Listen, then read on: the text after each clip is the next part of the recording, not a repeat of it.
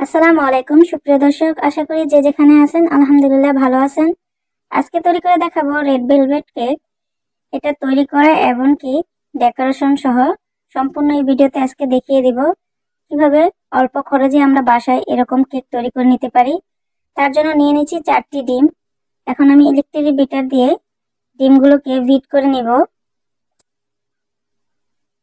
ডিমের কালারটা যখন পরিবর্তন হয়ে সাদা হয়ে আসবে এ পর্যায়ে অফ করে আমি কিছুটা তেল দিয়ে দিব।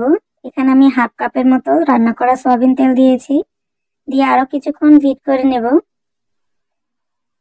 আর এখন দিয়ে দিব আমি চিনি। আমি হাফ কাপের মতো চিনি দিয়েছি। আমি চিনিটা একবারে দিইনি, অল্প অল্প করে দিয়েছি আর বিট করে নিয়েছি, তাহলে চিনিটা ভালোভাবে গলে যাবে। আমি এখানে চিনির পরিমাণ হাফ কাপ দিয়েছি, আপনারা চাইলে মিষ্টির পরিমাণ একটু বাড়িয়েও দিতে পারেন। আমি যেহেতু ডেকোরেশন করে কেকটাকে তৈরি করেছি, ক্রিমও কিন্তু মিষ্টি থাকবে, তার জন্য মিষ্টির পরিমাণটা এখানে হাফ কাপই দিয়েছি।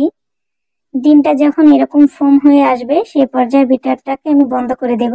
আর দিয়ে দিচ্ছি 1 চা চামচ ভ্যানিলা এসেন্স, আপনারা যে কোনো এসেন্সই দিতে পারেন। আর দিয়ে দিচ্ছি রেড কালার।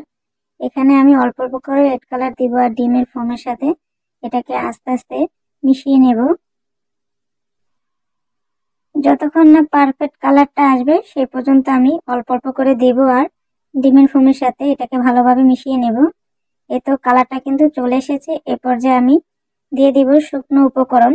দিয়ে দিচ্ছি হাফ কাপ ময়দা, 1 টেবিল চামচ কোকো পাউডার, বেকিং পাউডার 1 চা চামচ আর কর্নফ্লাওয়ার 2 চা চামচ আর পরিমাণ মতো লবণ দিয়ে আমি ভালোভাবে শুকনো উপকরণগুলো চেলে নিব। এখন আস্তে আস্তে শুকনো উপকরণগুলো ডিমের ফোমের সাথে ভালোভাবে মিশিয়ে নেব। এটা কিন্তু এক পাশ থেকে আরেক পাশটা এরকম করেই করতে হবে, তা না হলে কিন্তু ডিমের ফোমটা বসে যাবে, কেকটা ভালো হবে না। এটা মিশানো হয়ে গেছে। এখন আমি যে মলটে কেকটাকে সেট করব সেই মলটে আমি একটি কাগজ দিয়ে তেল ব্রাশ করে নিয়েছি। সম্পূর্ণ কেকের ব্যাটারটা আমি ঢেলে দিচ্ছি। আজকে কেকটা আমি চুলায় বেক করব, তার জন্য আগে থেকে একটি হাঁড়ি বসিয়ে দিয়েছি গরম হওয়ার জন্য। এখন এটাকে টেপ করে নিব, তাহলে এয়ার বাবলসগুলো চলে যাবে। আর পাত্রে আমি দিয়ে দিচ্ছি একটি স্ট্যান্ড আর কেকের পাত্রটা। এখন ঢাকনাটা ঢেকে ছিদ্রটা আটকিয়ে দেব। তারপরে চুলায় বেক করে নিব 40 থেকে 45 মিনিটের মতো লো ফ্লেমে রেখে। কেকটা কিন্তু হয়ে গেছে, দেখেন আমি একটি কাঠি দিয়ে চেক করে দিয়েছি, দেখেন পারফেক্ট হয়েছে। আর এদিকে ক্রিম তৈরি করে নেব, তার জন্য এখানে আমি 1 কাপের মতো হুইপ ক্রিম নিয়েছি আর গুঁড়া দুধ দিয়ে এটাকে বিট করে নিচ্ছি। গুঁড়া দুধ দিলে ফোমটা কিন্তু ভালো হয়, তার জন্য চেষ্টা করবেন গুঁড়া দুধ দেওয়ার। আমি এখানে 1/3 কাপ গুঁড়া দুধ দিয়েছি আর দিয়ে দিয়েছি গুঁড়ো চিনি মানে আইসিং সুগার। আপনারা এখানে কন্ডেন্স মিল্ক দিয়েও এই ক্রিমটা তৈরি করতে পারেন, তাহলে খেতে কিন্তু আরো ভালো লাগে। আমি এটাকে যতক্ষণ না ক্রিমটা আমার কাছে পারফেক্ট মনে হবে ততক্ষণ পর্যন্ত এটাকে ভিট করে নিয়েছি। এই তো ক্রিমটা কিন্তু ভিট করা হয়ে গেছে। এখন কেকটাকে আমি কেটে নেব, এজন্য আমি মোল্ড থেকে উঠিয়ে নেব। চারপাশটা চাকু দিয়ে ছাড়িয়ে নিলাম। এতে দেখিয়ে দিচ্ছি কেকটা কিরকম হয়েছে। পরে কাগজটা আমি ফেলে দিচ্ছি। এখন আমি চাকু দিয়ে এটাকে ভালোভাবে কেটে নেব। আমি এটাকে 3টা পিস করে নেব। এভাবে আমি চারপাশে ঘুরিয়ে ঘুরিয়ে কেটে নিচ্ছি। দেখেন মাশাআল্লাহ কি সুন্দর দেখাচ্ছে কালারটা, একদম রেড কালার, একদম কিন্তু সফট হয়েছে। আপনারা দেখে কিন্তু বুঝতে পারছেন কেকটা কিন্তু খুবই সফট হয়েছে। আমি যে যে উপকরণগুলো যে পরিমাণ দিয়েছি এগুলো ফলো করে যদি আপনারা এই কেকটা তৈরি করেন, আশা করি আপনাদের কাছেও এরকম কালার কেকটা হবে। দেখেন মাশাআল্লাহ কি সুন্দর দেখাচ্ছে, লাল টকটকে।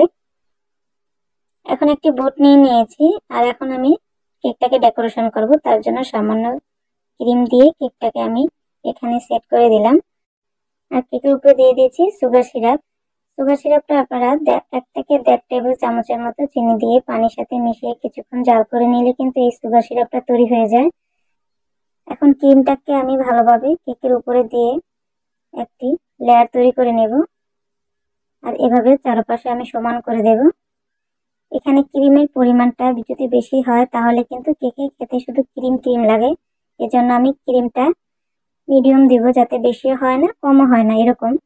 এখন উপরে আবারও দিয়ে দিলাম কেক, দিয়ে এভাবে সুগার সিরাপ দিয়ে এটাকে আমি ভালোভাবে ভিজিয়ে নেব। আবারও ক্রিম দিয়ে একই প্রসেসে চারপাশে আমি এভাবে ক্রিমটাকে সমান করে দেব। এভাবে আমি 3টি লেয়ারে এই কেকটাকে তৈরি করে নেব। দিয়ে দিচ্ছি সর্বশেষ লেয়ারটা, দিয়ে এটাকেও আমি ক্রিম দিয়ে চারপাশে সমান করে নেব। এভাবে তৈরি করে আপনারা বাসায় বানিয়ে দেখবেন, একদম দোকানের মতো পারফেক্ট হবে। এই কেকটা কিন্তু খুবই মজার ছিল। এভাবে তৈরি করে যদি বাসায় আপনারা এরকম কেক তৈরি করে খান, আশা করি দোকান থেকে আর কিনে খেতে হবে না অনেক টাকা দিয়ে। এভাবে কিন্তু বাসায় তৈরি করে খেলে কিন্তু স্বাস্থ্যের জন্য ভালো, কারণ আমরা ভালোভাবে বাসায় তৈরি করি আর বাহিরে কিন্তু অস্বাস্থ্যকর ভাবে তৈরি করা হয় খোলামেলা। তার জন্য চেষ্টা করবেন বাসায় তৈরি করে সবাইকে খাওয়াতে, তাহলে সবাই যেরকম খুশি হবে এবং খাবারটাও কিন্তু আপনার ভালো হবে। চারপাশে ক্রিম দেওয়া হয়ে গেলে এখন দিয়ে দেব আমি এখানে কিছুটা কেকের গুঁড়া। আমি কিছুটা কেকের গুঁড়ো করে নিয়েছি, নিয়ে এটা চারপাশে এভাবে দিয়ে দিব। এটা কিন্তু নর্মাল ডিজাইন, তারপরও কিন্তু খুবই গর্জিয়াস লাগবে, কারণ দেখতে খুবই সুন্দর লাগবে। এভাবে করে একবার বাসায় বাচ্চাদের খাওয়ান, দেখেন বাচ্চারা খুবই খুশি হয়ে যাবে। এখন হালকা হালকা করে আমি চারপাশেও এরকম কেকের গুঁড়া দিয়ে দিব, দেখতে সুন্দর লাগবে।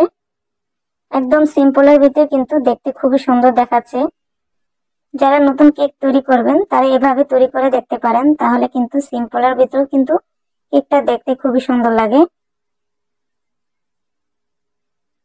এতো এটা কিন্তু হয়ে গেছে। এখন আমি দিয়ে দিব সুগার বল। এখানে আমি ছোট বড় সবগুলো সুগার বলই এখানে দিয়ে দিব, দেখতে খুব সুন্দর লাগবে। সিম্পলের ভিতরে এই কেকটা কিন্তু দেখে কিন্তু খুবই সুন্দর দেখাচ্ছে। এরকম করে কিন্তু বাসায় আপনারা তৈরি করে নিতে পারেন। খেতে কিন্তু এই কেকটা খুবই মজার ছিল। আপনাদের কেটে দেখাচ্ছি। এই কেকটা কিন্তু সাথে সাথেই ডেকোরেশন করে কাটতে যাবেন না, তাহলে কিন্তু ভালো লাগবে না। কিছুক্ষণ আপনারা ফ্রিজে রেখে দিবেন, যেমন 2 থেকে 3 ঘন্টা যদি ফ্রিজে রেখে এই কেকটাকে কেটে খান, কেকটা খেতে কিন্তু খুবই ভালো লাগে। এই তো দেখেন আমার কেকটা কিন্তু মাশাআল্লাহ খুব সুন্দর দেখাচ্ছে। আর আমার রেসিপিটা যদি আপনাদের ভালো লেগে থাকে অবশ্যই আমার চ্যানেলটাকে সাবস্ক্রাইব করবেন, লাইক করবেন, শেয়ার করবেন। আজকের মতো এই পর্যন্ত, সবাই ভালো থাকবেন। আল্লাহ হাফেজ।